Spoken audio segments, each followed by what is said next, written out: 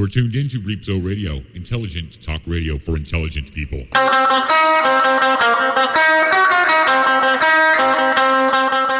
have to be careful because it can get into your subconscious. You hear it, you hear it, you hear it, you hear it, you hear it, you hear it, you hear it. He will be doing everything he can to promote atheistic policies in your city government. The general goal here is to make Christians feel foolish for believing in Christianity. You know, atheism is nothing new. Atheism is atheo, which means no God.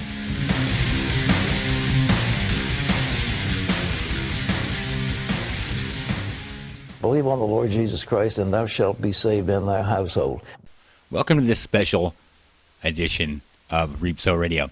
I had a conversation with a guy who goes by the name of Mykeru, and he runs MykeruMedia, and you can find that link in the podcast description. And he was a very interesting fellow, and I found him interesting enough that I wanted to talk with him. And the conversation actually went longer than I planned, but I don't think that's a bad thing. I hope you enjoy it. After the conversation that we have, you can listen to a conversation I had with P.Z. Myers. Yes, another interview with P.Z. Myers. Very enlightening, very informative. Really gives you a good picture of the kind of person that P.Z. Myers is. And he deserves it. Yeah. So enjoy the podcast. Make sure you share it with your friends and neighbors. Maybe try, some of you need to really, really listen to this podcast. Listen really close, please. Thank you in advance. And you can listen to ReapSowRadio on godlessradio.net, ReapSowRadio.com, freethoughtradio.net, and inside your head at night, in your nightmares.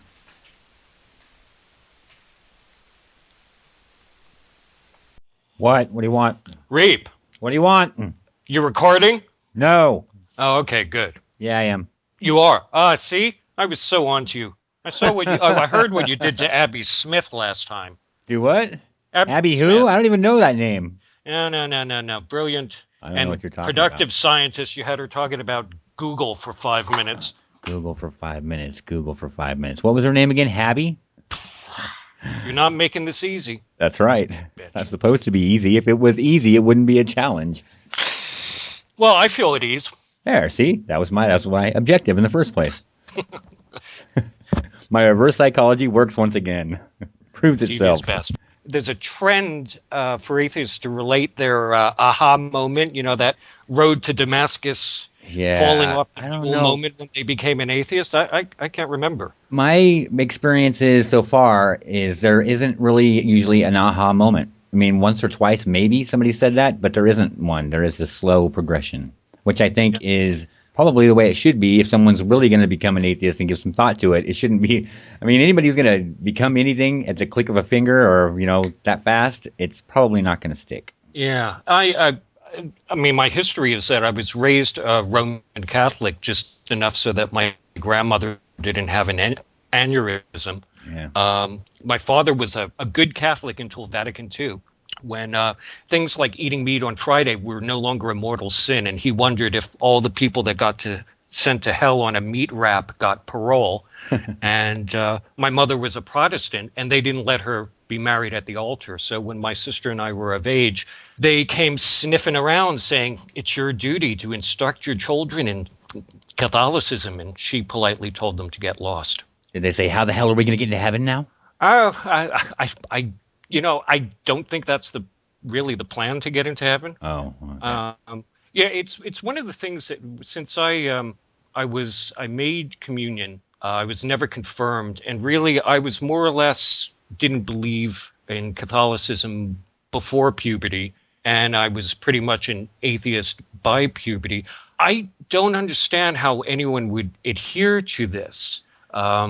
Because the whole getting into heaven thing is really a stay of execution, isn't it? I mean, you're good today. Tomorrow you might make that fatal error that's going to be sent to burning hell for eternity. Yeah, that's enormously anxiety producing. Yeah, my luck, that would be like the last thing that happened to me right before I died. Something that would cause me to go to hell. The very last thing. Like I take the Lord's name in vain or something. That's my last words. Well, I'm dating myself here, but this whole salvation plan is suspiciously like the Red Sox in Game 6 of the 1986 World Series. You're one strike away from winning it all, and you just can't pull it off. Yeah. So you have to worry about that salvation choking when you're on your deathbed. Yeah, I don't know. I think the biggest problem I've ever had with the concept of heaven is the concept of heaven itself. Who the fuck wants to go there? Well, as I understand it from most of the Judeo-Christian counting of heaven, is that you go there, you sit on the right hand of God, praising It's gonna be awful crowded over there. Yeah, praising him for eternity, and then they have sort of field trips where you peer over the edge and watch the torment of people in hell. Oh, yeah. That wouldn't get old. Isn't it kind of like being at like a heavy metal concert, kind of being at the right hand of God? You imagine they're going to have those barriers up so people don't get too close, and they're going to have some security guards, and people are going to be pushing and shoving you and grabbing your ass. And Wait, they do have a security guard, St. Paul. Oh. He's the bouncer. Oh, I see. Yeah, it just never ceases to amaze me how well people are able to compartmentalize their mental life so that they're fully functional. I mean, they're paying their taxes. Yeah. They don't actually, shit themselves on a regular basis. They're not stabbing people in the eye. But yet they believe that the all-powerful creator of the universe, this was his plan. Yeah. Great plan, genius. Great plan. Yeah, actually, I identify as an atheist, but actually I identify more as a skeptic because maybe this is wrong, but I figure if you're at least a little skeptical, you're probably going to be an atheist as well. Yeah. You would think so, yeah. Yeah, but again, compartmentalization. And we've seen the greatest example of compartmentalizing within the community itself. Yep. I don't understand what the hell's going on, but... Would you have a theory on... I have a theory. What happened? There's a book about the Earth traveling through this strange cloud of microbes that brings all the dead people to life on the planet. All the people who've ever lived actually come back to life. Like Abraham Lincoln comes up out of the grave, and George Washington, and everybody that hasn't been, just totally destroyed, their body gets like regenerated and comes back to life. I think it's something similar to that, only it's a stupid microbe that we've got, and it's caused these people to go insane and become stupid. And I think the Earth is floating through that cloud, and hopefully we'll be through it pretty soon, and we can get some kind of vaccine going, give these people a shot, and get them all healed up and get back to normal. I question whether this is ever going to get back to normal. It's a serious rift, but the good thing that's come out of this whole schism in the mostly skeptical community is that there were people that were being positioned for leadership positions, and at least we got to would separate the wheat from the chaff, the people that are actually, aside from a very narrow area, and I'm not specifically talking about Matt Dillahunty, but I will, outside of a very specific area, they're incapable of rational thought. Yeah. It's just like religious people. Well, yeah. I mean, in Dillahunty's case, here's a guy that spent 20 years as an evangelical Christian giving stock apologetic arguments, and then he learned these stock rebuttals to apologetic arguments. And outside of that very narrow field, it's appalling to watch some of his videos on YouTube. And we've got people that have joined up with... P.C. Myers is a great example of some. Now, I don't know if this is mostly in his own mind. Cuckoo. Yeah. He thought he was positioned to be the fourth horseman. Did he really think that? I've heard that. I don't know. I can't read his mind. I can think that's a possibility, but man, there was the possibility there to replace Hitchens, but he's certainly gone down in flames in a spectacular manner. No shit, screaming all the way down too. Yeah, so the good thing that comes out of this is these people, at least we can, if this ever regroups, maybe we should have a schism every couple of years just to, shake the nuts out of the tree a little bit.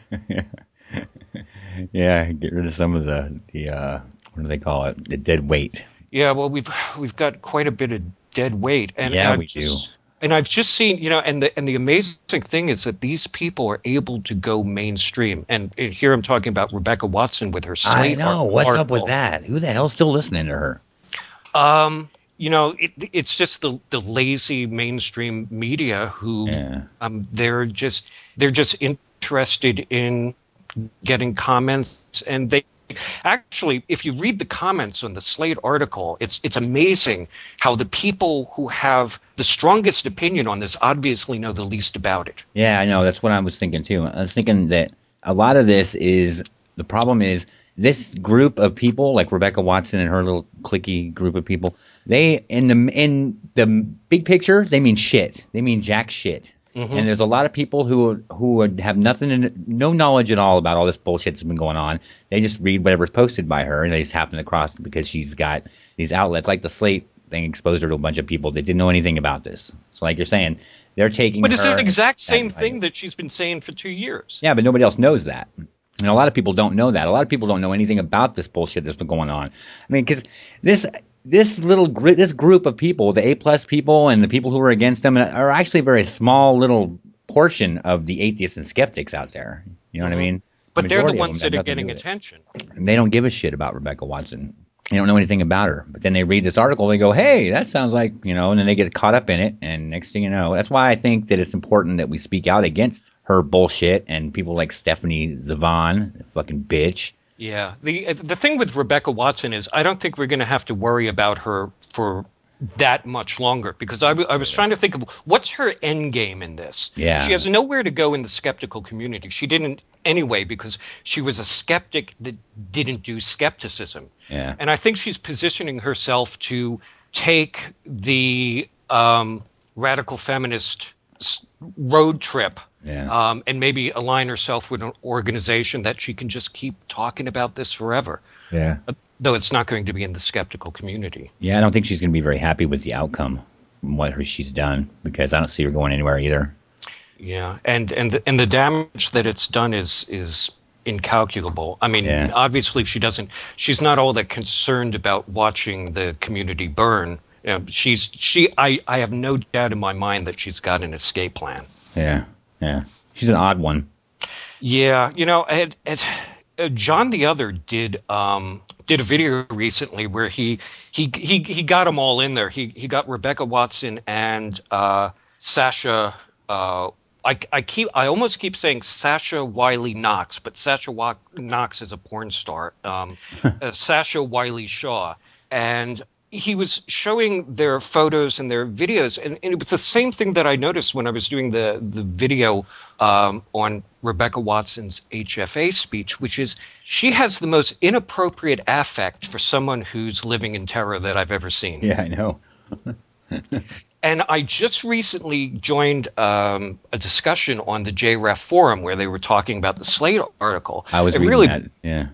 Basically, I said, what is it about people in the atheist and skeptical community that they can't spot a con artist? I mean, once this all settles, this is something that we really got to look into. How is it that someone within the community has been able to pull this con? Yeah, I know.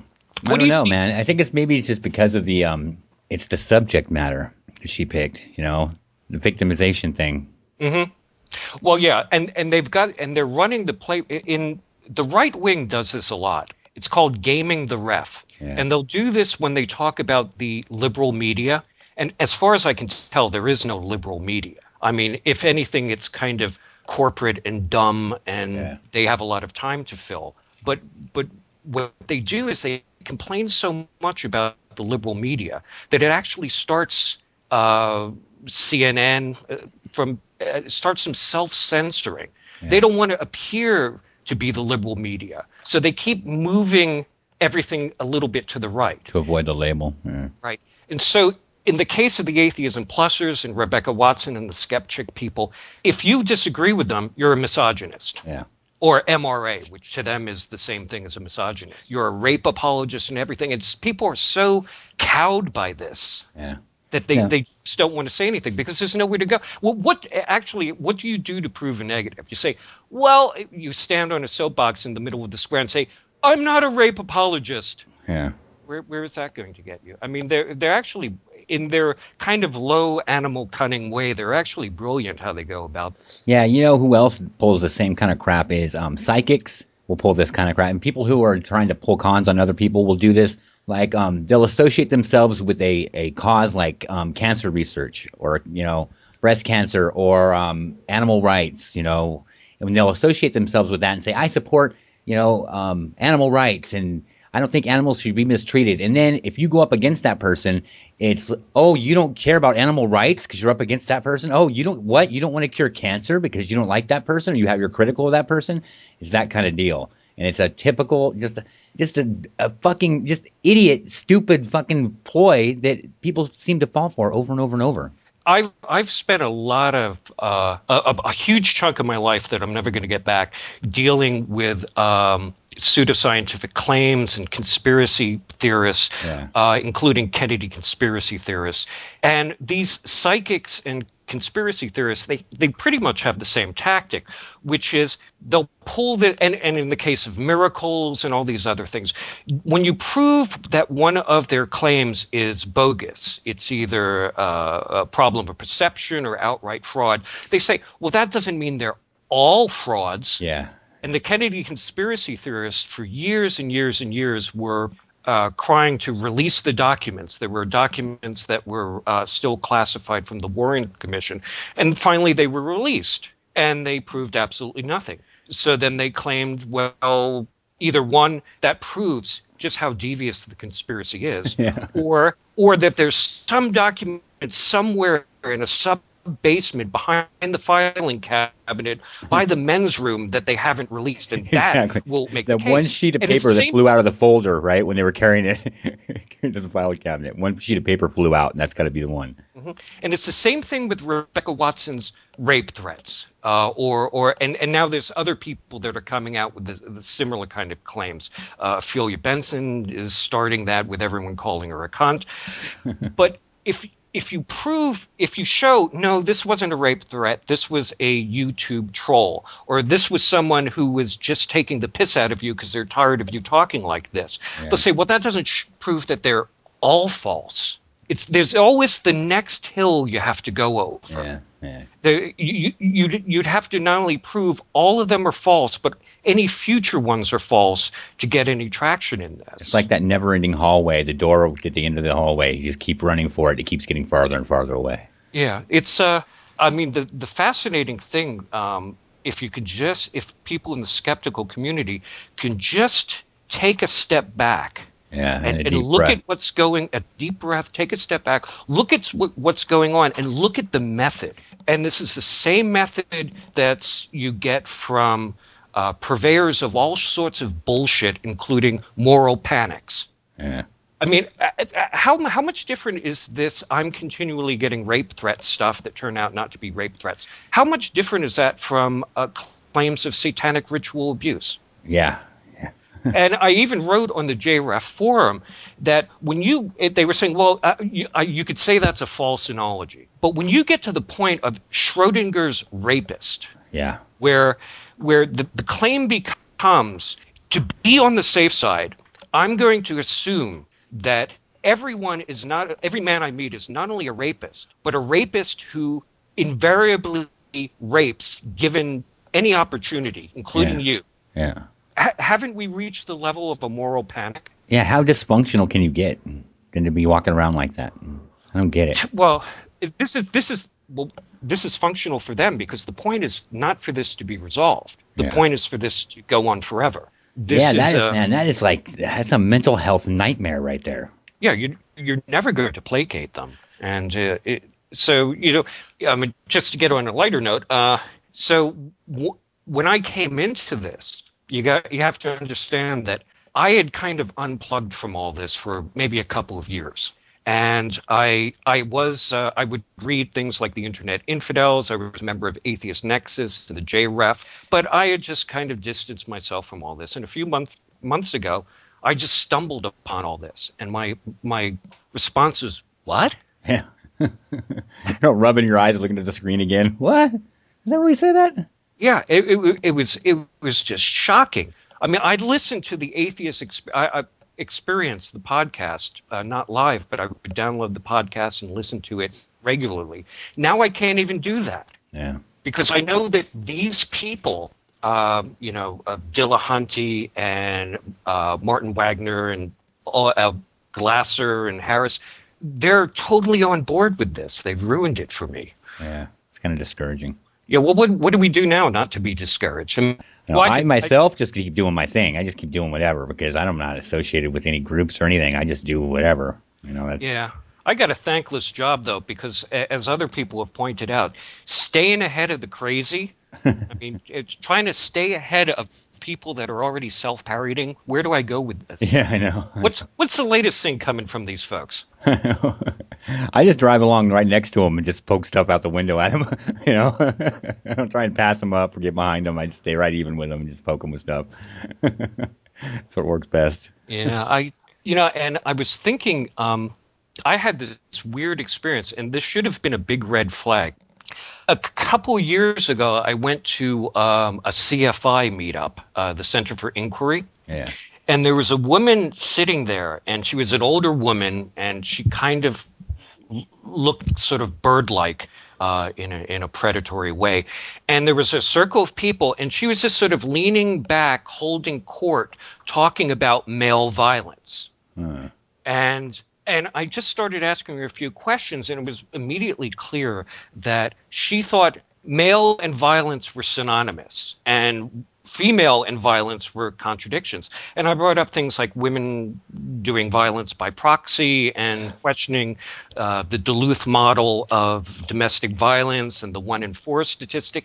And she just dismissed everything. Yeah. And then we took it on their board, because she had just dismissed so much stuff. I just wanted to post links to actual studies. They banned me so fast. The Center for Inquiry just didn't want to hear it. Yeah. And now it puzzled the fuck out of me. And now looking back on it, it all sort of makes sense now. Yeah. Yeah, that's probably smart for them. They didn't want to open that can of worms. No, actually, you're just supposed to take it on faith, and isn't that the problem? Yeah, that 1 in 4 statistic. I was reading about that because I've been doing some research on that. That's amazing how that came to be. Yeah, it's. But we're having some fun now, aren't we? Recently, I'll tell you, one of the first things I came across. I mean, I know that there were people that were doing the footwork early on, like Justicar. Yeah. And that's doing in his YouTube videos about Elevator Gate and the whole free thought blogs. But when I came across that video by John the Other when he was postering, for people who don't know this, John the Other, he works for outfit A Voice for Men in Vancouver, British Columbia, and he was putting up posters that were completely innocuous, that they were egalitarian and affirming that you shouldn't fear and hate this group and that group, and ending with you shouldn't fear and hate men. And a bunch of people tore down the posters or stenciled over wrong with it. And then he posted again the next week, and he waited around. And the people that showed up to tear down his poster, they are the gift that keeps on giving, aren't they? Yeah.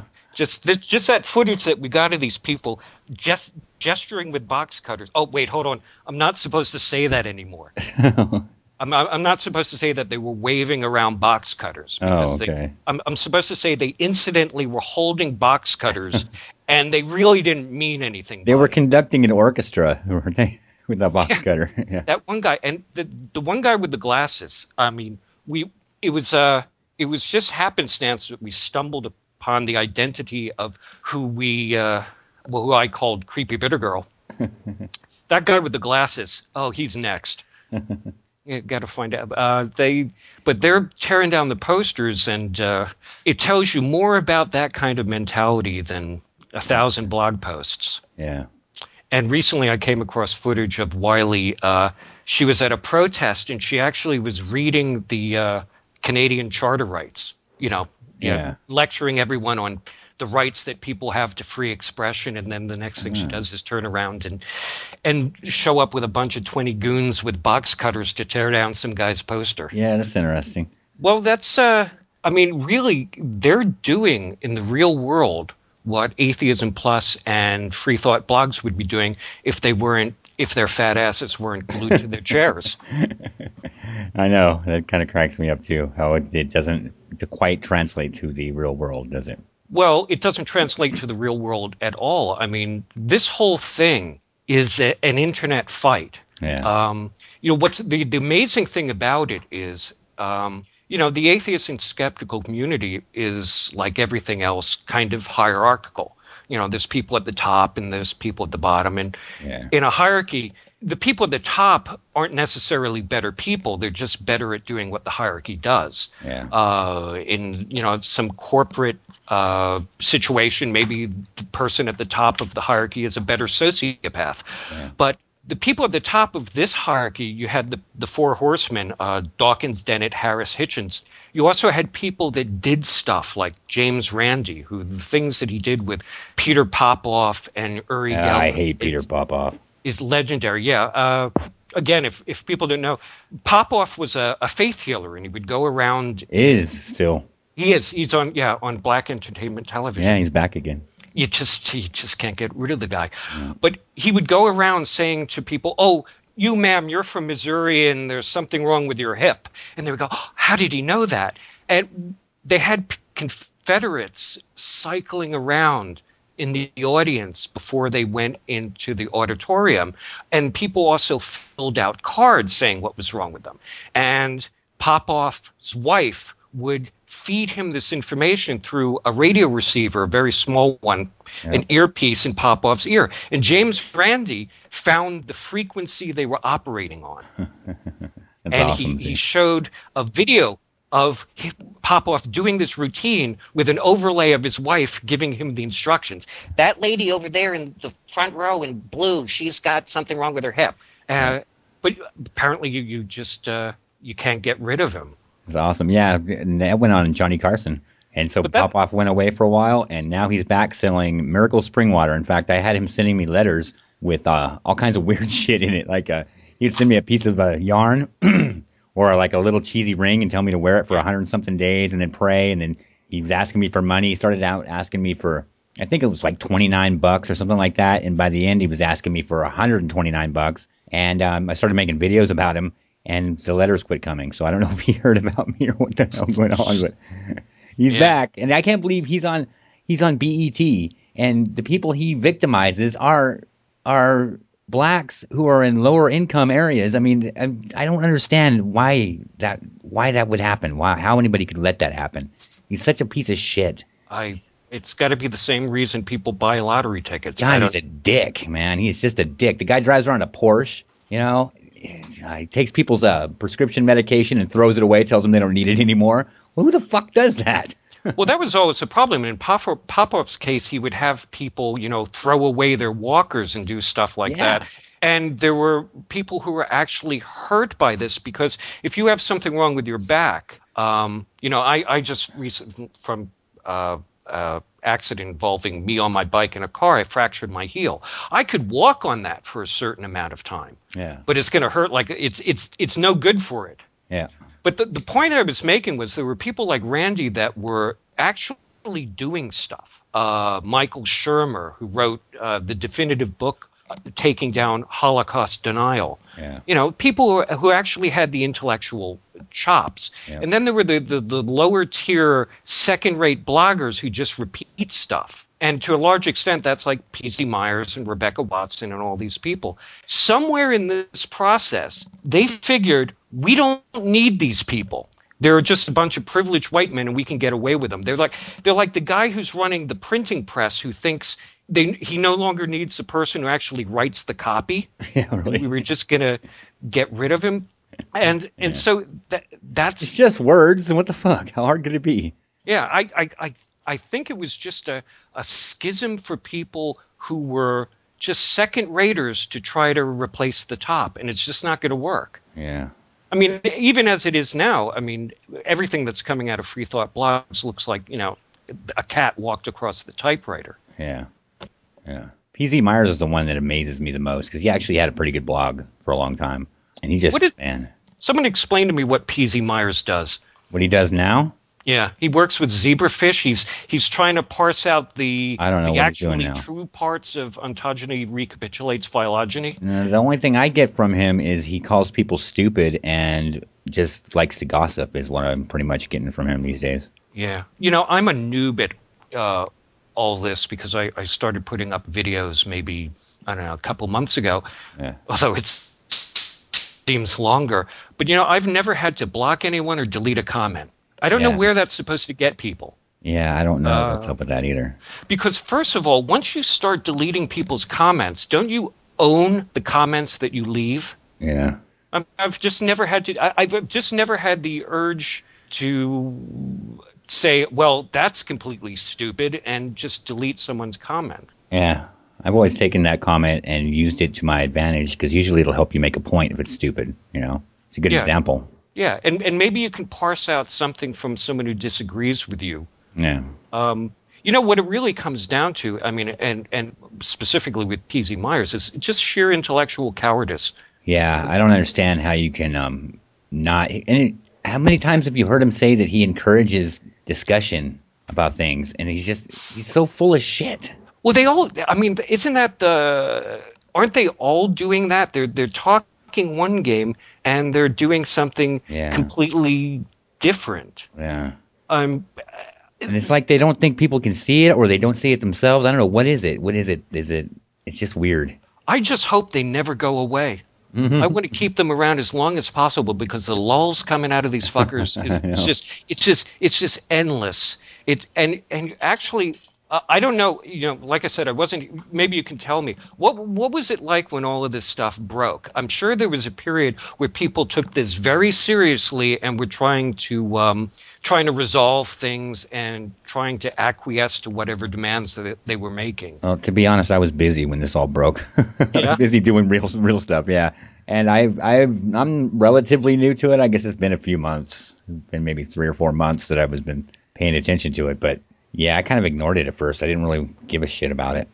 I think that helps that you weren't in the trenches at the beginning, that you come in and you have a better overview of what's going on. What are the odds that what Rebecca Watson says happened in that elevator actually happened right after she spent the day giving a speech about her being, harassed and having these confrontations with these other speakers? And I don't know, the timing's too good for me. And then for her to be able to have this condition where she can't recognize people's faces, and she could have met that dude earlier on in the day for all she knows. She doesn't know shit, And who is she to tell people who they can talk to and where? I mean, she can say, don't talk to her in an elevator when you're alone with her at 4 o'clock in the morning. That's fine. But who the fuck is she to tell me that I can't talk to somebody in an elevator at 4 o'clock in the morning? If I want to, I'll talk to somebody in an elevator at 4 o'clock in the fucking morning.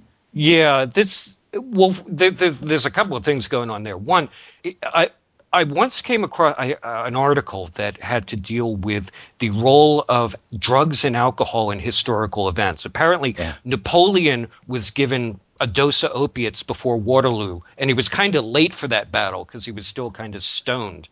Everyone knows Toulouse-Lautrec and other artists were big-time alkies because they reference it. But other historical events, especially in an era where people drank wine more than they drank water, I wonder how much this fucked up people's thinking. And for me, the elephant in the room is when you look at these atheism and skeptical conferences, and especially Rebecca Watson, is alcohol. Yeah. She says she gave a speech, and then shortly after this happened, it wasn't short. I don't know when she gave the speech, but I would think it wasn't later than 9 o'clock at night. That'd be the latest, I would think. Yeah. Yeah. So she's now hanging out at the bar until 4 o'clock in the morning. Anyone who drinks, who tells you that they were at the bar until 4 o'clock in the morning and weren't shit-faced is a liar. Yeah, really. So I wonder how much of that played into perception. And really, with Elevator Guy, we have no idea we don't even know if this person exists. Yeah. Which led to Matt Dillahunty's, the most ludicrous thing Matt Dillahunty ever said, which is, it doesn't matter if he really exists because this sort of thing happens. Figure that one out. Yeah. I wonder how much of this is either some sort of mental disorder or just well, it's a terrible thing to say, but the onset when people start drinking a lot and in a unhealthy kind of way, it does affect their behavior. So I don't know what to make of that. I don't know either. I know that from listening to Rebecca Watson, she seems like she's kind of socially dysfunctional. Yeah, but she has she gave an interview with Ann Althouse. Yeah, I saw where that. Althouse asked her, well, these guys at the Atheist and Skeptical Conference, maybe they're just a little socially awkward. Won't you cut them a little bit of slack? And she said, no. Yeah, that's looked dead into her webcam and said, no. Yeah, so in other words, you cannot win with her. Yeah. Well, Nothing you can do. One good thing that came out of this is that it's pushing people more towards at least investigating the MRA position. And I know that Ophelia Benson has likened me to Bill O'Reilly. Yeah, I know, you and me both. Really? Well, the assumption there is that if we're not in agreement with them, we must be right wingers. Yeah. Because they don't have real living, breathing enemies. They have a series of stereotypes that are mostly the invention of their own imaginations. Yeah, exactly. But you get the same sort of thing from them talking about. There was Woolly Bumblebee, Truth in Oblivion, just put up a video. MRA does not equal mean, raging asshole. And she found a post on Free Thought blogs where they do the same thing again and again, which is they'll say, oh, these MRA guys, they're just hateful rape apologists, misogynists. I would give you a link or quote them, but I have to drop onto the fainting couch right now. They never quote anything. And then there's a series of comments after that go, oh, yeah, I know, they're just terrible. Oh, I can't stand them.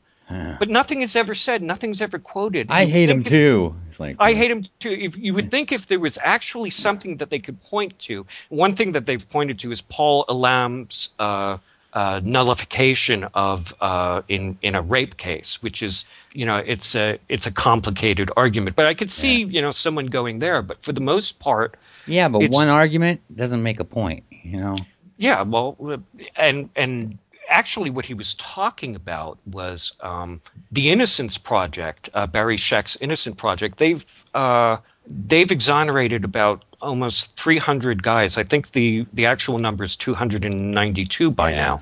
Yeah. And they found that a lot rape cases are very complicated because you have. First of all, a lot of it is based on eyewitness testimony, and as Elizabeth Loftus has showed, people's recollections are very malleable. Yep. And multiple studies have shown that. If you take one exemplar case like Ronald Cotton, who this woman Thompson, I think she was woken from her sleep by an intruder and raped, which is a horrible thing. But the short version is that the police fixated on Cotton and they kind of arranged these photo lineups to push her in the direction of identifying Ronald Cotton. Yeah, they're biased. Yeah. Right. And so much so that she believed that he was the guy. Yep. Until later, Cotton was exonerated. And it's actually a good story because the woman and Cotton reconciled themselves. There was as the fuzzy people like to say, there was healing, because you have a case where a guy was wrongly convicted and spent 17 years in prison. Man. You have a woman who was victimized twice. First, she was raped, and then she was coerced into sending an innocent man to prison. Yeah. But she wrapped her head around it and reconciled that. And so what Elam is talking about is, it's not just when you get information as a juror that is the truth and the whole truth.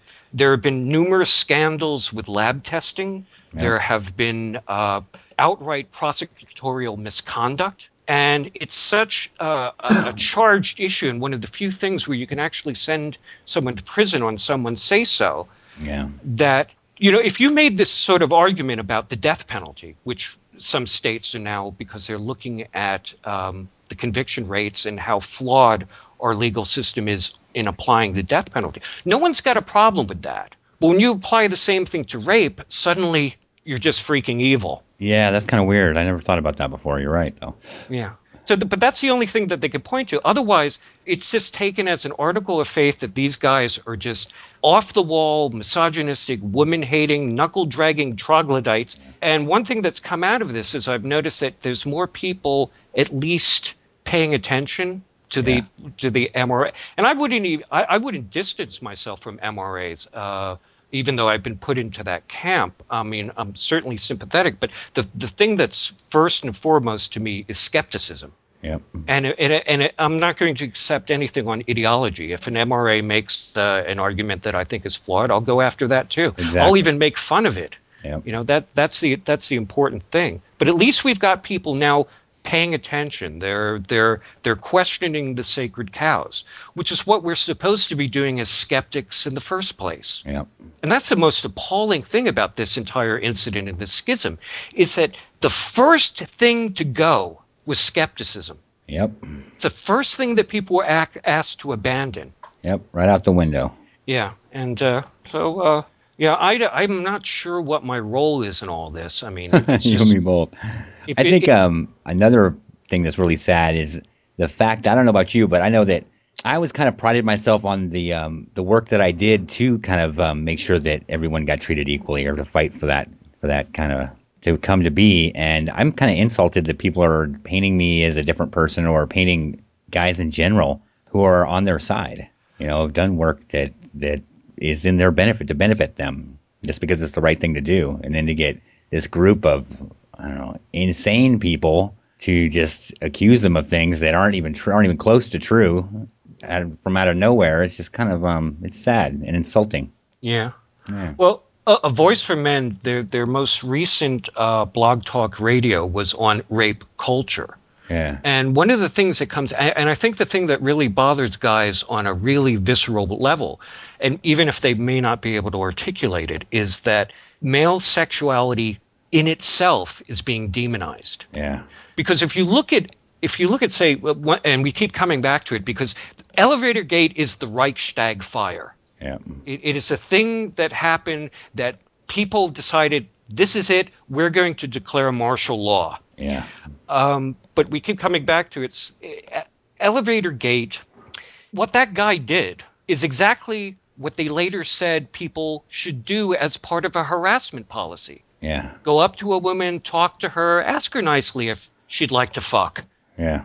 And that's what the guy did. So apparently there's nothing that you can do right. Yeah. How are you going to make it impossible for people to have social interaction, really, you know?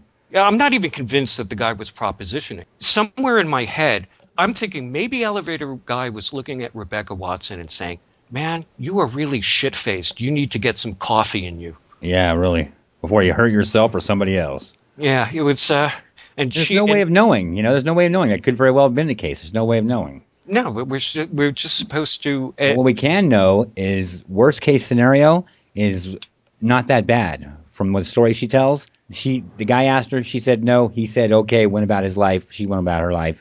Mm-hmm. You know, what the hell? What the hell do you... I mean, what more do you want? How's the guy supposed to know that she's not approachable? You know, because I'll tell you what, there's girls who are approachable in that manner. Sorry, but there are. Yeah, they're dismissed as sister punishers and chill girls. Yeah. They just don't know they're victims, right? What we have here is a certain mindset, and it's important to call it out. Which is it is a hateful attitude towards men. Yeah. And you can tell this because there's Elevator Gate. What other things happen that we can take as a sort of harassment issue? Well, there's Upskirt Guy, and anyone doesn't know this story, at a TAM, there was a guy who had a camera on this. It was a sort of a monopod. It was an extension so that he could take pictures of himself with other people. And this woman looked at this camera on a stick, essentially, and in her mind, a guy having a camera on a stick like that could only be used for one purpose only, and that's taking pictures up women's skirts. Yeah. The guy didn't even know about this until later. It was another thing that was claimed, never reported, no action taken. Yeah. A week or so later, people started talking about it. And they finally contacted the guy, and he said, you know, they won. They won this one, just like they won with Justin Bakula, because he's not going to TAM again. Yeah. Because he figures if I'm walking around with a camera on a monopod and someone can accuse me of perversion. Why am I doing this? Yeah. There's a lot of talk about making spaces that are safe for not women, but these women, these most neurotic, suspicious women. Yeah. But in doing so, they're making a very unsafe space for men. Yeah. I mean, that guy, he got his name associated with this. Do you want to Google your name and find out that, oh, yeah, someone accused you of taking pictures up women's skirts? Yeah, that's real nice. real nice. Yeah. And what else is there? What else is there as an example of, oh, well, there's Surly Amy crying about people's T-shirts. What else is there? Yeah. There's nothing. This is, it reminds me of, in the videos that I do, I reference Orwell a lot because I'm not the first person to think of this, but they are so Orwellian in the way that they approach things. And there's a line from Orwell's essay, Politics in the English Language, which is, political language is designed to make lies sound truthful and murder respectable, and to give the appearance of solidity to pure wind. And this is all just giving solidity to pure wind. Everyone's talking about something that doesn't actually seem to be happening, except for some, YouTube trolls. Yep. And some bogus accusations. I'm sure if Elevator Guy came forward, and we know why he's not coming forward, saying, yeah, I was the guy who asked Rebecca for coffee in the elevator. Because the very next day, someone would be calling his employer saying that he's a potential rapist. Yeah, really. And that's not even a joke. No.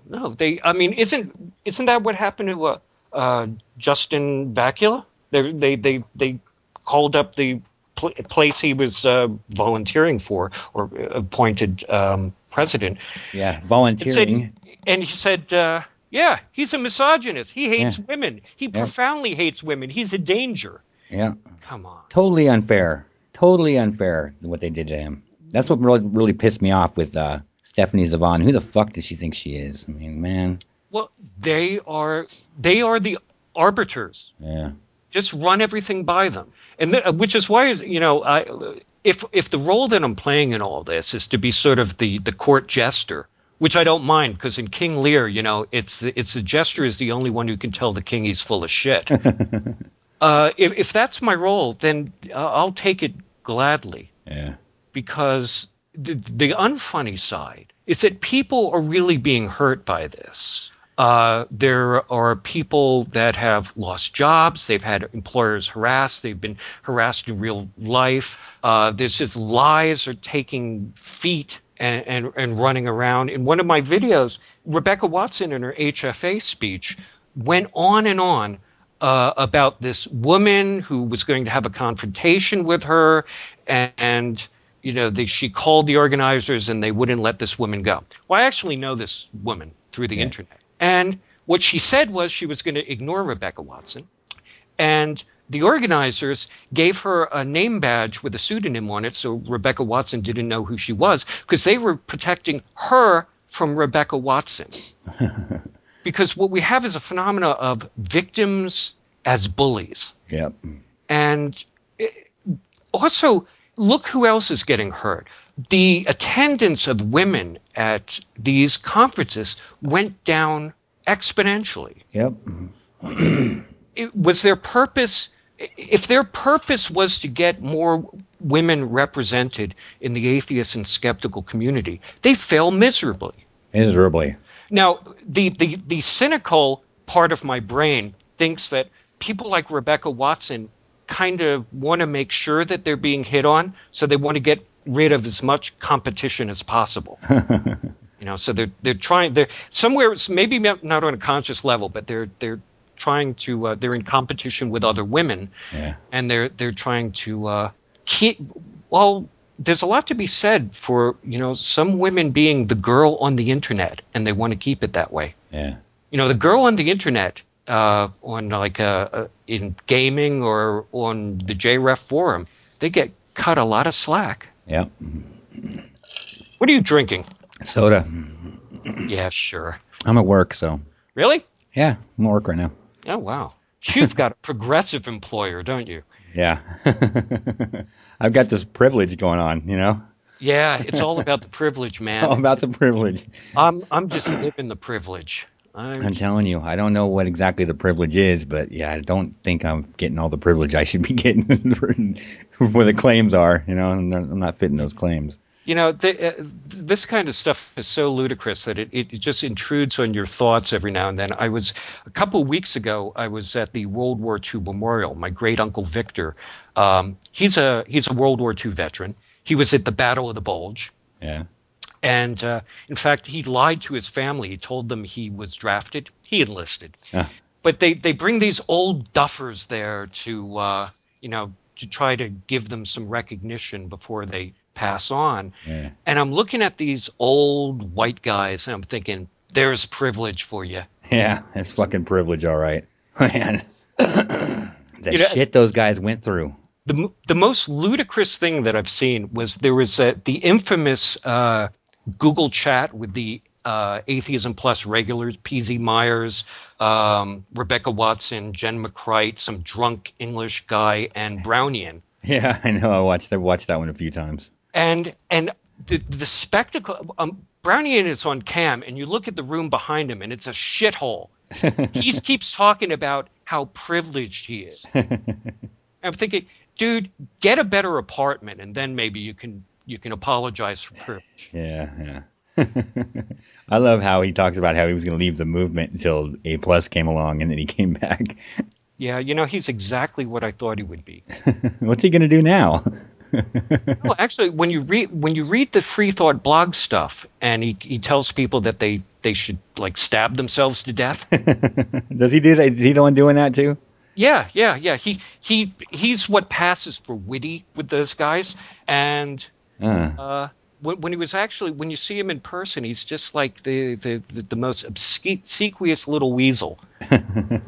And they're just all like that. And but it's worth the price of admission just to watch P.Z. Myers just swarm all over everyone. Has anyone asked Pease, what are you doing hanging out with these 20-something women? Yeah, that's Do you think there's a weird dynamic there? Yeah, there is. There is. Should we go there? Probably not, because I know some. Yeah.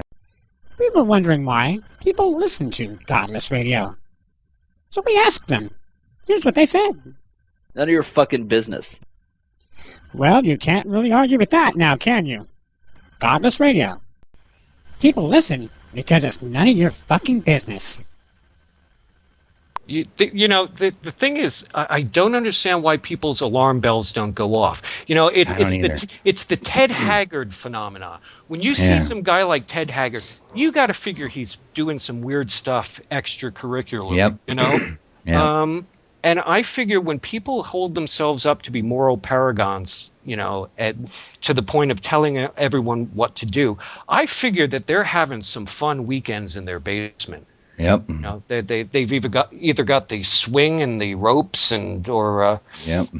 They have some furries over and they have a big yiff pile. I don't know what's There's always something going on every time, some kind of squirrely shit going on behind the scenes. Yeah, there's an old adage, the more he talked about his honor, the faster we counted our spoons. Yeah. Because he's pocketing the silverware. Exactly. And I think I said this before, the most appalling thing is that these people are able to do this within the atheist and skeptical community. I mean, do we need to have refresher courses for people and how to spot the con men and the bullshit artists? I don't think it would work, man. They're too much in denial of this shit. They're just selective now. You think it's denial now at this point? Yeah, they're totally in denial. I mean, they've got to be. I mean, it's just blatant. Well, I know they're in denial, but they wouldn't be able to get away with this if people weren't giving them a pass. Yeah, you're right. Well, I was just going to write a blog about that too, about people needing to call other people out on things like P.Z. Myers. Some people should have been speaking out against him or about his shit a long time ago. He has no right to trash people publicly, using a following that he's built legitimately by actually putting scientific information out, things that were correct, logical arguments, reasonable arguments, to take a following that he built from that and now use it to trash people unfairly just because of some gossip he fucking heard. That's abusive and irresponsible. Yeah. But that's you have to look at projection, because that's exactly what they say about, say, the slime pit or MRAs or everything. Anytime they accuse some, and again, we go back to the right wing, which I think they're taking a playbook from the way that the modern GOP operates, even to the point of the GOP increasingly. The people that they've been running are just ciphers that they can fill their head with. George Bush was not a third-rate intellect. He wasn't even on the scale. And now you've got Mitt Romney, who is so lacking in any conviction that he'll go along with anything. Yeah. They have to have these frontman ciphers, and really, I think that's P.Z. Myers. He thinks he's going to have a career in just doing this. Yeah. But they're so mean-spirited. I mean, that's the thing that I found just appalling about them, which is the meanness. But do they even see it? When you see Stephanie Zvan or Ophelia Benson or P.Z. Myers, or even the way that Rebecca Watson behaves towards her critics, which is to immediately take it off the internet if she can and hit them in their life. Yeah. Do they even see this? That's always the question. Do they realize how evil they are? Yeah, I don't think they just don't give a shit. They're just so wrapped up in themselves. It's like they're stuck in high school. Mm-hmm. All of them. It's just like high school. The same shit. Just bitter and kind of angry and cliquey. And they're definitely stuck at some developmental stage. I'm telling you, they're definitely stuck. Yeah. Yeah, what do you do about them, though? But it's like high school bullshit. High school drama. It could only happen on the internet. Yeah, I know. Because this is just a huge internet fight by people that live and breathe on the internet and apparently are unable to unplug themselves from it. Yep. And that's why, if I didn't have a broken heel, I'd be tramping around in the woods right now just to get away from this, just for a little bit. I've always made a point to leave it, for a while, because I can just walk away from it. Well, you got to step away. Doing the videos, I had someone on the Slime Pit. I saw that they were getting you to. Yeah, they were saying, "What are you doing here? Go work on your video."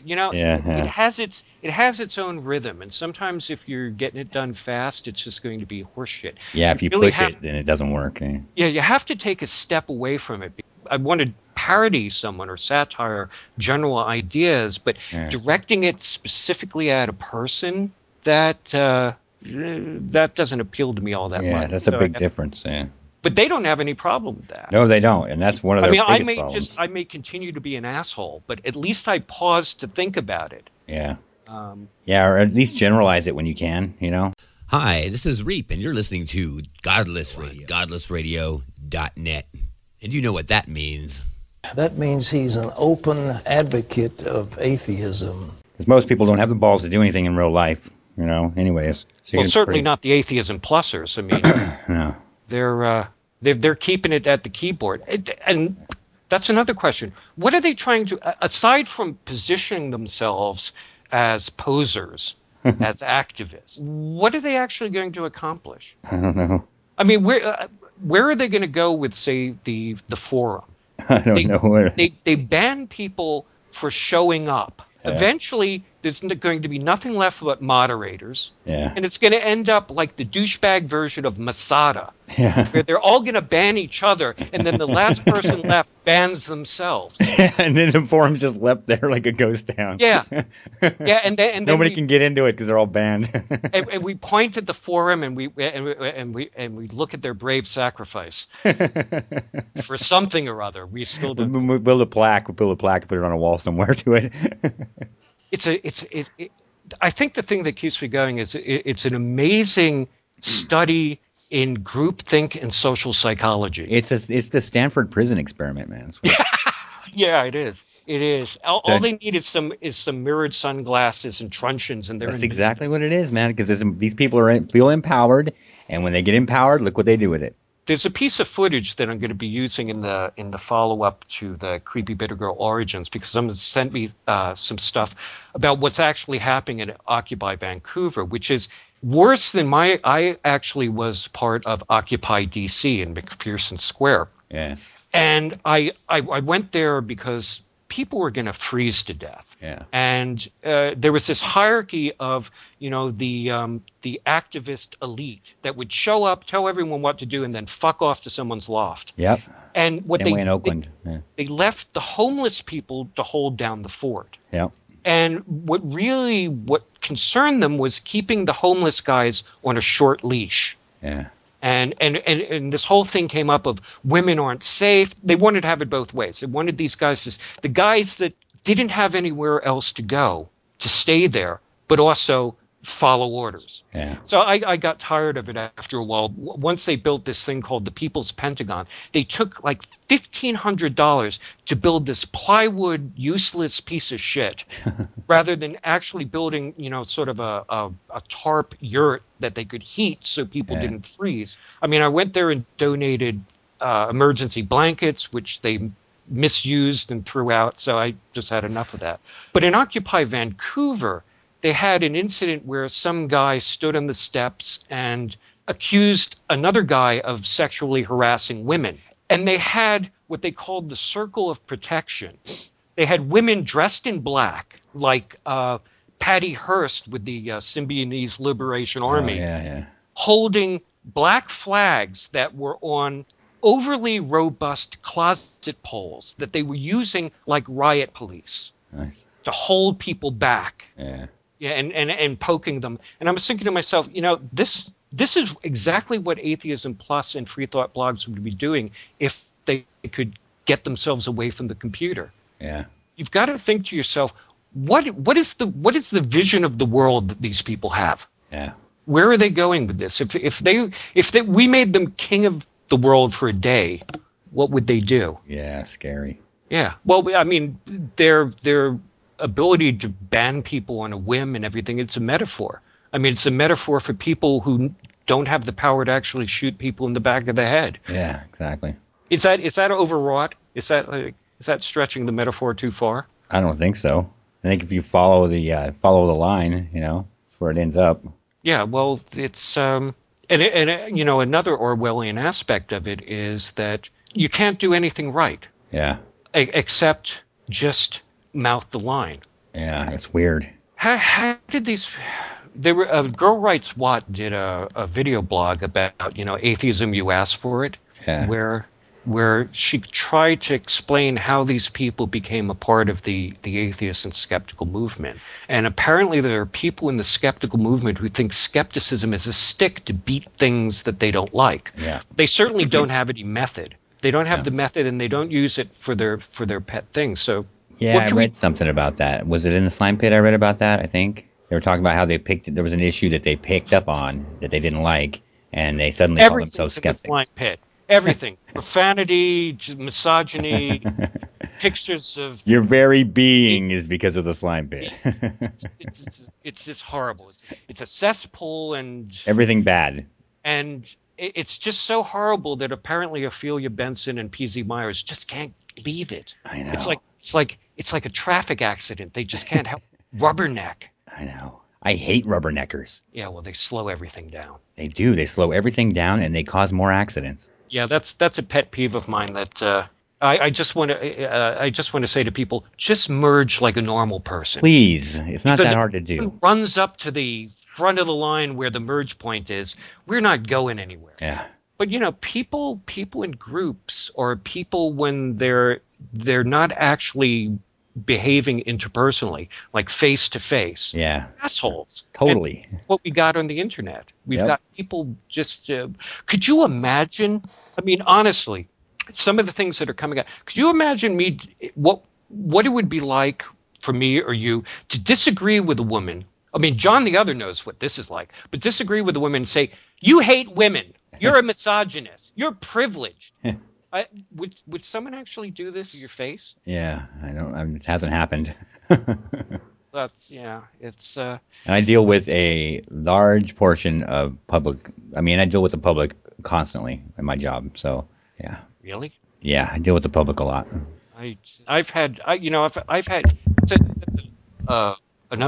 service jobs and things like that, and there's something that's really wrong about. And again, back to the John the Other, Sasha Wiley Shaw incident. There's something. Those guys were using the wrong tool. Utility knives to take down posters. Yeah. These are apparently guys that never really, worked for a living. I worked for a billboard company in Arizona, hanging my ass 70 feet in the air in 110 degrees, and I was getting paid like $6 something an hour. Privilege. And yet I'm privileged. You know, I worked through college in lumber yards and doing stuff like that. And yet these middle class white, sometimes I think trust fund kids are telling us that we're privileged. Yeah. And it's no, I mean, to an extent you could say that we are. I mean, as a white male, maybe I'm privileged. In some ways, yeah. I mean, but in some ways. But too. the spectacle of some dumpy old white guy telling me I'm privileged is just as amusing as hell. I know, ironic. And I think one of the reasons why they harp so much on gender issues is to distract from the fact that they're women, but they're white, middle class, educated. Yeah. And well. Yeah, it must be tough. What, you mean being a middle class, educated, you know? We have no idea what it's like. Yeah, I don't. No, I've just maybe I just don't know my own privilege. How do we make up for privilege? I don't know. I think that what I do is if I feel like I'm getting some, because there's some aspects of your life, yeah, you are going to be privileged. I mean, in some ways, you're going to be treated differently because of the color of your skin or your gender or whatever. I've always used that to make sure that no one else gets treated unfairly, if I can. Yeah. Well, it's. I would in no way claim that there aren't groups of people who historically or even now are discriminated against. Yeah. I mean, blacks, transgendered. I mean, with gay people, there's still lunatics running around arguing about gay marriage, as if gay people getting married is somehow going to corrupt their marriage. I know their marriages end 50% of the time in divorce. Yeah, I mean, let's see what the divorce statistics coming out of gay marriage are before significantly before less. Heterosexuals that are getting divorced at a 50% rate start saying that someone else is violating the sanctity of marriage that they throw to the side of the curb as soon as they have a problem, and not even to mention the rate of spouses who are cheating, that sanctified institution. Yeah, it's a joke. Well, one of the things, I mean, the important things to be able to say at certain points is, I don't know. But also important is to say, it's none of my business. Yep. I mean, as a heterosexual male, as far as gay marriage goes, I'm not qualified to have an opinion. It's not my issue. And so the default position is to say, fine. I can't think of a way conceivably how this would affect me. Yeah. And even if it did affect me, so what? Yeah, exactly. Who are you to tell another group that they can't spend their life with the person that they care about or love? Or that they can't suffer like the rest of us. Yeah, exactly. They can't be treated equally like everybody else. I mean, really, I don't understand how we're not past that by now. Yeah, so I'm not saying that privilege in the broad sense doesn't exist, nor am I saying that, racism and discrimination doesn't exist. What I am saying, it's not them. Yeah.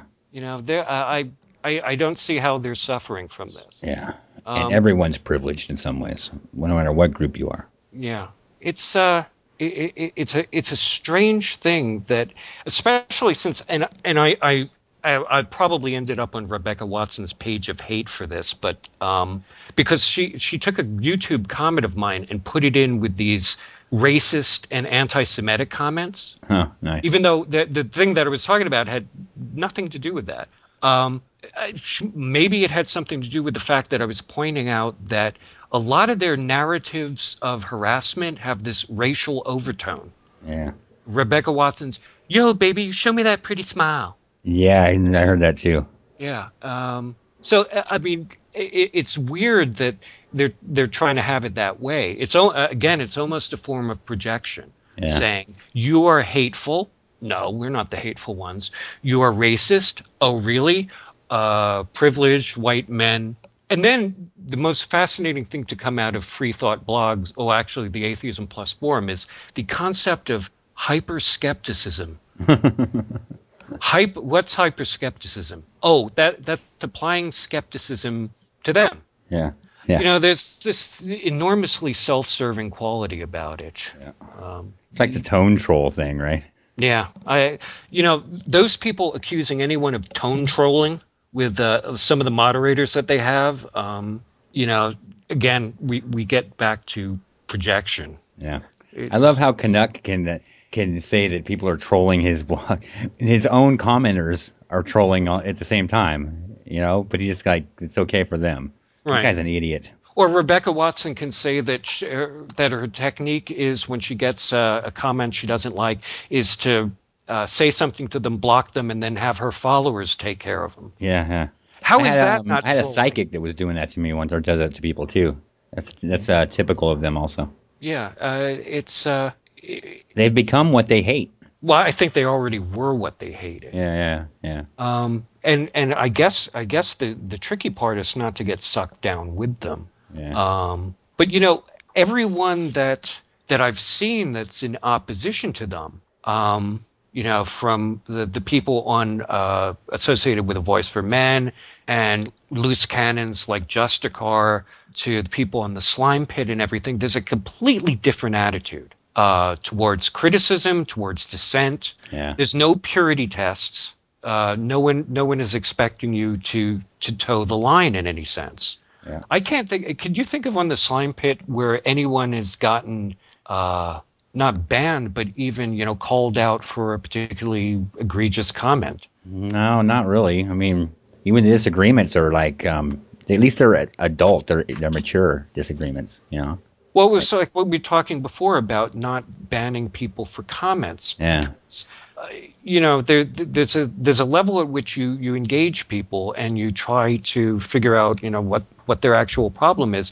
But also when you take the position that we're adults and we're dealing with this as adults, then arguments tend to be self-limiting. Yeah. You just don't go there because you're not expecting to beat someone into submission. Yeah, exactly.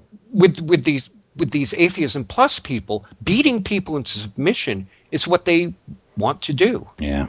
But they never want to do it person to person. You know what I mean? That's what I invited. What's his name? Lousy Canuck to I even asked him to email me so we could have a conversation and nothing from him. Nothing. I had an incident from years back. And this is when I was just writing blogs. This is about from 2005. I had a run-in with this guy, Steve Krager, who went by the moniker Lord Spatula. And this guy's thing was to say he would often have photos brandishing him and his posse brandishing pimped out Kimber 45s, and he would say to people, "Come and say it to my face," and they would harass people like that. Yeah. So somehow I got on this guy's radar, and he started doing that stuff with me. We had a few back and forth, and then he said, "Come say it to my face." I said, "Well, I'm not going all the way to Texas to say it to your face, but let's meet halfway." Yeah.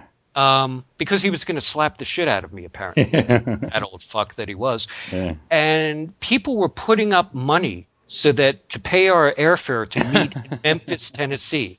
And we were going to have a cage match. And was more than... And of course, once it got to that point, he found every reason not to do it. Yeah, it's funny how that works. Yeah. So, I've had, and this is why when I've had, the kind of I'll put a bullet in your head threats. Oh, yeah, me my too. response to that was to send them a Google map of my address. Yeah. Come get it. Yeah.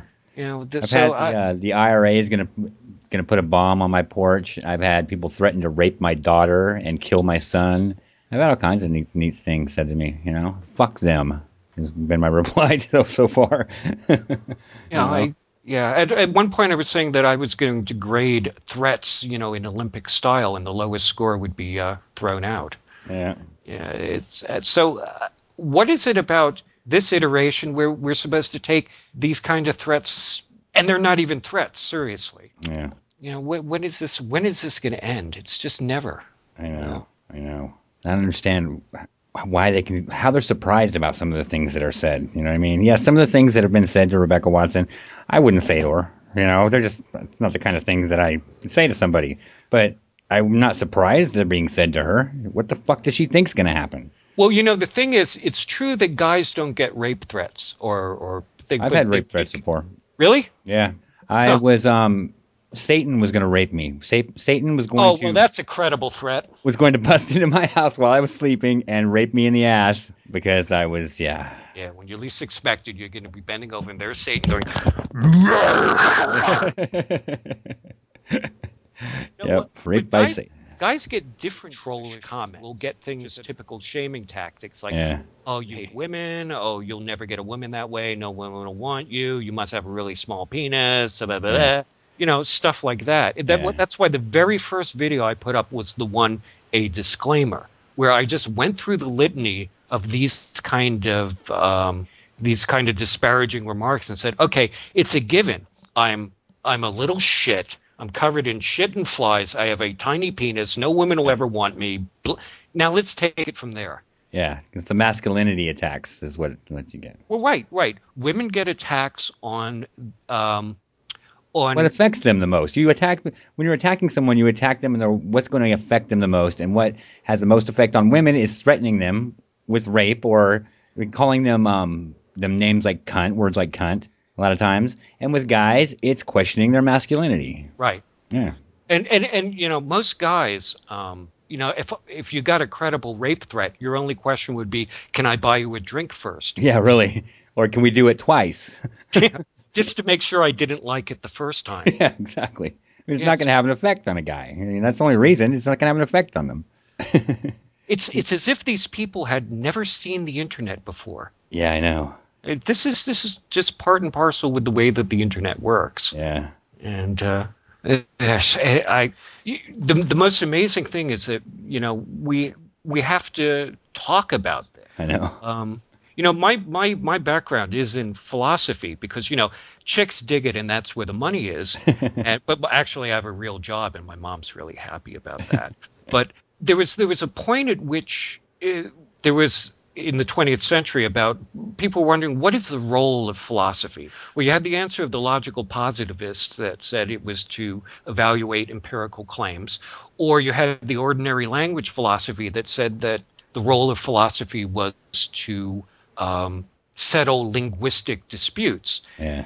But what it really comes down to is pulling weeds. I mean, you have to pull these weeds so something would grow. And just at the point at which the atheism and skeptical movement was gaining traction, now we're pulling weeds. That's all we're doing. I know. That's kind of pissing me off, too, because we're just getting to that point. Yeah. And now we have to weed our garden of this crap, which I'm willing to do. You know, and in the long run, we'll be better off for it. But what a pain in the ass. Well, I can't... You know, atheism plus is such a non sequitur. I mean, atheism plus something or other. I mean, if you wanted to do social justice, why not join some social justice organizations? Exactly. That exist already out there. And the only reason I could think is that people didn't want to give up their status. Yeah. People like Matt Dillahunty and that, who were, you know, getting to the top of the heap of the second tier repeaters that didn't actually do much of anything. Yeah. And because if they joined another organization for social justice, they would be stuffing envelopes for a while. Yeah, that's the way it works. So they thought they could just sort of co-opt this. And in fact, Gray Lining put up one of my take on Godwin's law, which was Mykeru's law, which is that as any progressive movement achieves success and grows, the chance of it being co-opted by a bunch of women who want to make it all about their vagina approaches 1. Yeah. And so we're seeing this co-opting of the movement about something that really has very little to do with it, because as I said before, skepticism has nothing to do with this. Yeah, at all. Yeah, I'm at a loss. So we all we can do is just continue to make fun of this shit. I think we've That's right. way past the point where we can engage these people at a level where we actually take them seriously. Yeah, way past that. I can't take any of them seriously at this point. But that's the thing that they want more than anything else. They desperately need to be taken seriously. They've blown that with me. Ain't gonna happen. Maybe not like Rebecca Watson because, she's running a con.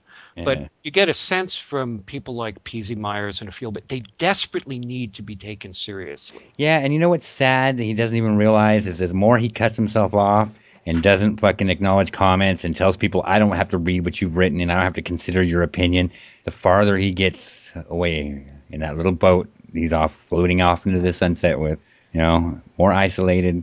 Well, it's odd that they're, in order to supposedly protect marginalized groups, they're going to marginalize all criticism. Yeah. And, honestly, if there was a patriarchy, if there was the man, they're saying it's wrong for the man to silence our voice. Yeah. Well, if power is the only criteria, which is what they've shown with the way that they behave on the forums and elsewhere, they say it's right because we have the power to do it, or because our particular ideology gives us the power as victims or whatever. Then why is it wrong when the patriarchy silences them? Yeah. Assuming the patriarchy even exists. It's such a the hypocrisy is just... Yeah. What gets me is the way they think that they're going to affect this huge change when... If you're gonna make change, you've got to deal with the fucking people who are coming at you and being dicks to you. You can't just ignore those people. You've got to go face to face with those people. Just like creationists, you got to go face to face with those people, tell them why they're wrong, shut them down with arguments and reason, and make an example. You can't just ignore people and expect to have any change, and you can't isolate yourself and expect any change. When you isolate yourself from the public, you're not going to have an effect on anything because no one's going to hear your fucking voice. And if you want people to hear your voice, you're going to have to deal with the assholes you're trying to avoid. Sorry, that's the way the world works. Well, it's recalcitrance in the face of correction that really defines the whack jobs. When I used to argue with Kennedy conspiracy theorists, and man, there's some weird going on out there. They had a series of things that they just got wrong. And in fact, it was odd that they always claimed that the evidence of the Kennedy assassination was fake. But when they showed that evidence was misconstrued or faked, it always came from their camp. Yeah. And you would do things like they would call CE 399, which is the bullet that hit Kennedy and passed through him and also hit John Connally. CE 399 as the pristine bullet, that it wasn't damaged. But if you actually look at it, it's flattened on one side and it's extruding lead. It's not pristine by any means. It's a full metal jacket military bullet, so it's not going to be disformed as a lead bullet. But the important thing is that in arguing with these people, you would correct them on a Monday, and on a Wednesday they'd be back repeating exactly the same thing. Yeah. And you realize that what's going on is like a presidential debate. Obama and Romney are not debating to convince each other. They're debating to convince whoever's looking on. That's right. And especially the people who know the least about what's at issue. Yep. So the conspiracy theorists, they were always repeating the same bullshit you corrected them on because more people were coming in and they could potentially get converts. Yeah. And it's the same thing with these people, that they keep repeating the same crap. How else do you explain Rebecca Watson giving this essentially the same story on her HFA speech, her Slate article? In fact, when she was sitting next to Richard Dawkins in Dublin, wasn't she given a proto version of the speech? Yep. And you can see Dawkins sitting there, and he's kind of, looking down in his seat, and you bored. can see he's saying to himself, "What the fuck does this have to do with?" Yeah, you can see him shifting around in his seat, and he's like, yeah. But they keep and you can correct them on it. Like in the second part of that Atheism Plus Social Justice update I did. Yeah. Since I had access to some of the people, it's hard to tell what she's actually talking about. She's trying to make it vague enough so you really can't check it. Yeah. But I had someone come forward and say, "Oh, this part they're talking about me," and provided the forum posts and emails that showed that they weren't full of shit. Yeah. But then in the Slate article, it gets repeated again. Obviously, now she's no longer appealing to she's not making her case to the skeptical community. She's positioning herself outside of the skeptical community. It is an argument, like a lot of their arguments, it is an argument made for people who know the least about what's at issue. Yeah, exactly. in an attempt to gain converts. And, and this is why I said before that I think that Watson is going to position herself somewhere else, some organization where she can talk about patriarchy and all of this stuff and fly around and do it, because she can't do it in the skeptical community anymore. Nope, she can't. She blew it.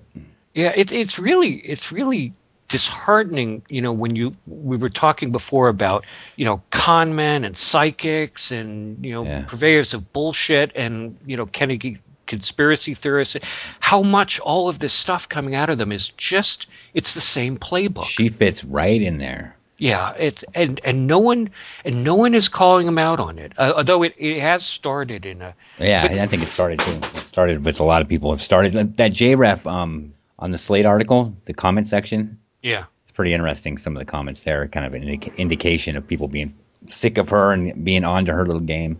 Yeah, and there was one poster, Ginger Skeptic, that was getting on board with it. And the thing is, I was reading the comments, and a lot of people, obviously they know very little about it. They know that someone told someone else that they heard something somewhere that was quoted that she got threats. Yeah, exactly. But none of this stuff is firsthand. And so people are going along with it. But once you start hitting them on the factual basis, and more importantly, once you're the person who starts calling bullshit, you're the little kid that says the emperor has no clothes, then other people are comfortable kind of dipping their toe in the water of saying, yeah, I didn't quite. So the question is, we're making the case now with everyone within their own sphere that this all of this stuff is horseshit within the skeptical community. The question is, how do we get our own Slate article? How do we approach people that are now being converted because they're not members of the atheist and skeptical community?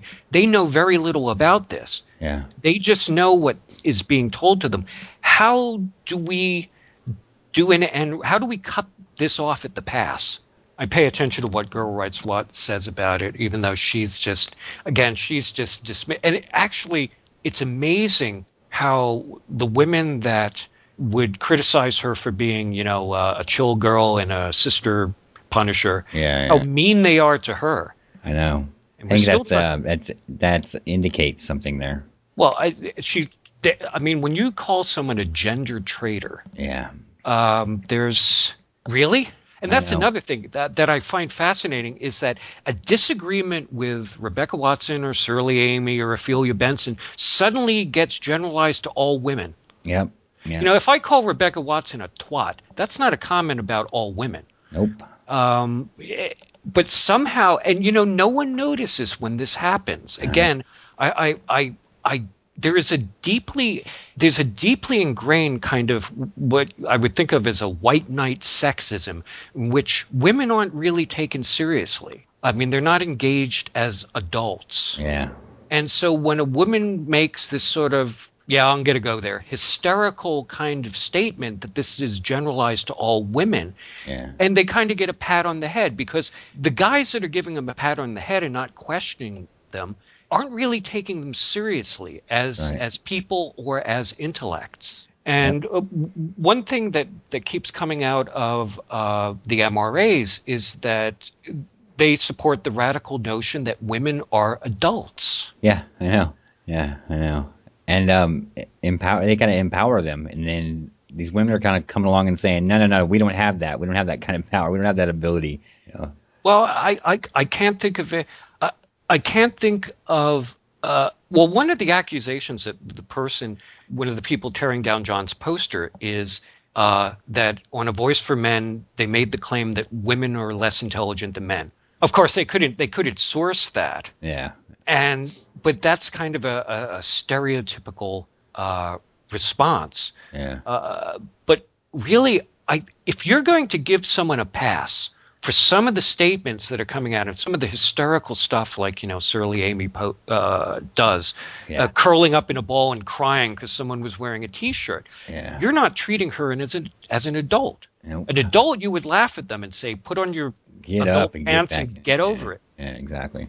This coddling is really a pernicious form of sexism. Yep. And one of the reasons why they deploy the term misogynist is because it is the worst thing that you could really say, especially to a guy. Yeah. That you pathologically hate and distrust all women. Yeah. I mean, it's supposed to put an end to conversation, but their overuse of it, I mean, it's kind of losing its sting. But it is such a vicious thing to say. Yep. That because you disagree with me, you hate women, like Sasha Wiley Shaw said. Don't talk to me because you hate women. Yeah. She didn't know John the Other. She apparently couldn't read the poster that was right in front of her face. And yet that is the go-to? You hate women? Yeah, yeah. I mean, at what point do you say bullshit? How egotistical is that? Oh, if you dare disagree with me or have anything bad to say about me, that applies to all women on the planet. I mean, what the fuck? The kings of France, I think, who was it? Louis the 16th, or 14th, when he said, "La état c'est moi," I am the state. Well, that's pretty fucking arrogant. Well, how about I am half of the population? Yeah, exactly. If you dare disagree with me, who the fuck are you? Get the hell out of here. Yeah. And thank God or whoever you don't represent all women.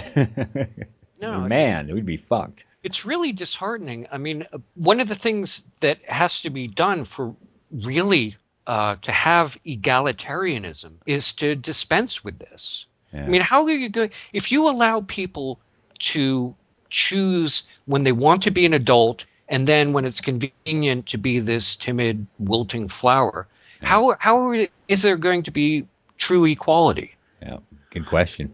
No, because it's nothing to do with equality. No. I can't think of anything that you were saying empowerment, how disempowering that is. Yeah. It's just, I don't get it either. What are our final thoughts on this? My final thoughts is that I'm going to continue to do what I do and make fun of these people as much as possible. Although, when you actually sit down and talk about these people, it's just not funny at all. So if I'm bringing a couple of yucks to all this crap, I'm gratified that people like it and I'm filling a necessary purpose. More power to you, yeah. Yeah, this shit is just not funny. No, it's not, and that's why we need to make fun of it all the more. Yeah, because the one thing that they hate, their kryptonite is ridicule. Yep. Because once you start saying, I don't take you seriously at all. You're a joke. Well, God, yeah, but staying ahead of them, that's tough. Because it's actually happened. I've done a video and something even crazier came out, when I was mocking them. How do you stay? You're God damn it. Yeah, I was working on something and Schrodinger's Rapist came out. It was like, wow. How do you get more demented than that? Yeah. Yeah. My last thought is fuck them. Now tell people who you are. Oh, Mykeru. I have the YouTube channel MykeruMedia, and I mock atheism plussers, free thought blogs, skeptics, and other douche nozzles as a hobby. Let's see if any of this shit makes sense. Because how do you? I don't know how you make sense of insanity. Yeah. Yeah, well, that's what we're trying to do, make sense of this, and maybe something good will come out of this. But maybe we're the ones that are insane. You ever thought about that? Maybe we're the ones that are crazy. There was actually a study done called "On Being Sane in Insane Places." Yeah. Where a guy checked himself. Where actually psychologists checked themselves into an insane asylum. This actually were them, and then they feigned the symptoms of schizophrenia and other things, and then when they got checked in, they started acting normally. They started acting like they were researchers, and they were talking to people and taking notes. But the people that were evaluating them started showing obsessive note-taking behavior. There's nothing that they could do acting normally that wasn't interpreted as somehow a symptom of psychosis. Yeah, that's interesting. So there's no escape. Maybe we'll just be dragged down with the crazy. Screw it. I mean, don't you feel like Magutu from Zoolander? I mean, don't you feel like you're taking crazy pills? Once in a while, yeah. Just like that. It's been fun. It's been a pleasure. I hope you got enough to work with. I have more than enough to work with. Okay, just I'll cut very little. Just cut out every other word and we should be fine. I was just going to cut out all the thes The word "the" and the word "she" out of everything. And I didn't explain shit. or the slime pit gender neutral pronoun. Well, do that. Oh, right. Because there's so much confusion about the proper gender neutral pronoun. On the slime pit, it is she, he, it, which is written as S/H/IT and pronounced shit, as in, what did shit say on that podcast? Because got to get it out there. There. Now okay, man, I'll see you on the board. Thanks for the time. Yeah, I'll see you. You're welcome. All right. Bye. Later. Hello, you're listening to ReapSowRadio. And last week, I did an interview with PZ Myers, and we had a little bit of technical difficulty during that interview. So I contacted PZ to make sure he was okay and he's feeling all right, and was taking care of himself, and he agreed to do another interview with me. So I want to graciously thank PZ for offering to do the interview again so that we can find out some more information about him and about Atheism Plus and about free thought bloggers and yeah. So let's just welcome PZ Myers to the show. My name is PZ Myers. I'm doing the show naked. Okay, well, whatever makes you comfortable, PZ. We're just glad you're here to talk to us. First thing I wanted to talk about is Atheism Plus. Okay, we can talk about Atheism Plus. Did you want to talk about the people who are involved in Atheism Plus? What about those people? What's your opinion of those people? They sometimes have their own brand of weird lunacy that they accept. Yeah, I would agree with that. I think a lot of people would. Is there some kind of animal that the people who are involved in Atheism Plus, do they remind you of a certain type of animal? Baboons. Yeah, I've heard that. They actually have a tree for primates that includes things like modeling them on baboons. Yeah, I think I've heard them referred to by that term by a couple other people somewhere. You're my hero. Oh, thanks, PZ. You know, you've said that before, but it's always good to hear. Thanks a lot. Well, you're being a dick. What's up with that, PZ? Make up your mind. Am I your hero, or am I being a dick? You're not starting to go into this schizophrenia, like bipolar thing again, are you? You're my hero. Oh, I'm your hero now again. PZ, what the hell's your problem? Do you have some kind of problem or something? I'm on record saying I have an arrogant SOB. Well, at least you're honest. You know, there's that. I do think that sometimes you are kind of being a dick, you know. You're 100% right on everything. You know, which brings up another point I was kind of curious about. Women who are asynchronous in their menstrual cycle. Different women will be in different stages of their menstrual cycles at the same time of the month. But what exactly was the distribution of menstrual periods? Because you know, maybe a majority of the women, a small majority, are at one particular phase in their cycle in rough synchrony. The distribution of menstrual cycles in this sample was truly randomly distributed. You know, the fertile or the infertile phases of the menstrual cycle. And is there a stronger correlation between menstrual cycle and Atheism Plus, or there's all kinds of surprising correlations you could get out of a 1-month sample of people's behavior? Okay, what the hell are you talking about? Menstrual cycles and Atheism Plus? Where the hell did that come from? Kind of malfunctioning right now. Oh no, not this again. PZ, you told me that you were feeling better, you rested up, you were okay to do the interview. Now come on, let's stay on topic. Let's talk some more about this Atheism Plus stuff and how it relates to humanism. There's this other step you have to take if you're going to be a real humanist, and that is you've got to reach out and get Rebecca Watson naked. No, PZ, no, don't start again, please. You've got to get over Rebecca Watson. You've got to stop talking about her. Let's talk about free thought blogs. Let's talk about the free thought bloggers for a minute. Concentrate. Let's talk about that. Keep your mind on the subject. One of the things that unites free thought bloggers is Rebecca Watson naked. PZ, do you ever think you're going to get over this Rebecca Watson naked thing? It would be highly unlikely. That's kind of creepy and weird, PZ. You know that, right? You know? It's kind of weird. Have you ever partied with Rebecca Watson naked? There are all these people who are very excited about it. PZ, you have got to do something about this fixation with Rebecca Watson. What are you going to do to try and get over this thing you've got for Rebecca Watson? Try harder to get some more women to participate. I'm not sure if that's going to be really helpful, PZ, or if you're going to be very successful at that. Good luck, though. You know, I don't mean to be a dick, but, you know, it's just kind of the way I see it. You're just being somebody who's a little bit more disciplined and a bit more responsible in what kind of ideas you'll give respect to. You're 100% right on everything. You're my hero.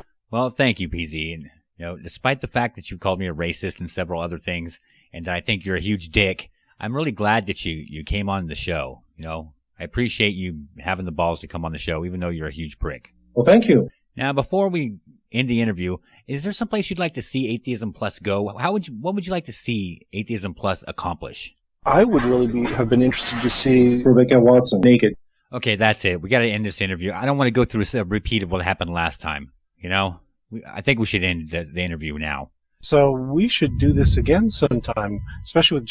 Yeah, we should do it again really soon. As soon as you, get some help. Is there anything you wanted to say to the listening audience before we wrap this up, PZ? Let me just say that, there were a bunch of good questions that came up, and they were questions that we didn't get to. Things like, we already broke ground. We said atheism is more than just denying the existence of God. It also includes... Rebecca Watson, naked. Kind of malfunctioning right now. Oh, no, not the malfunctioning Rebecca thing. looks like she's naked. PZ. Naked. Baboons. Oh, no, not naked baboons now. Oh. Naked baboons and Rebecca Watson? Naked baboons. I guess there's not really a big difference, is there? Oh.